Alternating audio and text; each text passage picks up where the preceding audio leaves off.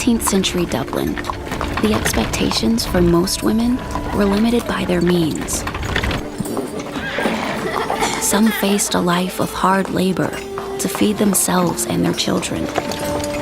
Others enjoyed a life of comfort, but saw little of the world beyond their homes. A few entered religious life and dedicated their days to prayer. And then there was Catherine. Catherine McAuley had known both privilege and need. But her deepest joy was caring for those the rest of the world ignored. For her, Jesus was more than an icon. He was the inspiration of her life.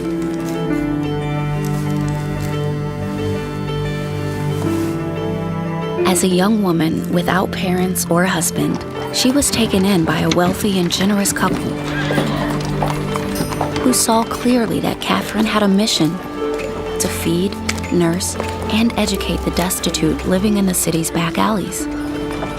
So they equipped her with a carriage and the resources to do what she was driven to do. One day, Catherine witnessed a baby girl cruelly thrown out of a cellar so she would die in the street. Perhaps others would have rescued the child, but she did more. She raised the baby as her own, as she would do for many other children in the years to come.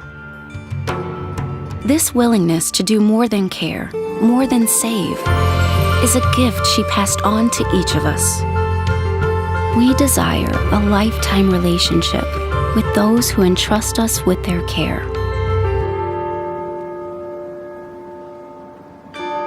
Catherine's deep love for her adoptive parents was proven when she tenderly nursed Mrs. Callahan during a long and terminal illness. Years later, Mr. Callahan needed her physical and spiritual care. She gladly offered both, anxious that he would be at peace. Like her, we understand health care is about more than the body. It is the care of the mind and soul as well. At Mercy, health care is a spiritual ministry too. Confident that Catherine would spend the rest of her life serving others, Mr. Callahan bequeathed his entire fortune to her. With the resources God provided, she decided to build an impressive 3-story house. It would have room to teach up to 500 children, shelter 100 homeless servant girls each night, and be a residence for single women who desired to serve there. When it opened its doors in 1827, it was christened the House of Mercy. The house still endures, as does its purpose. With over 40 hospitals and 40,000 co-workers, Mercy extends the healing ministry of Jesus. And our desire is to keep growing.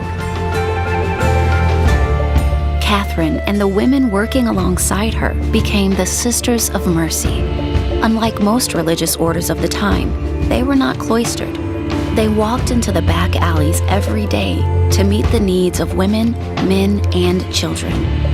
Because of this desire to go where they were needed, they became known as the Walking Sisters, and their ministry grew quickly.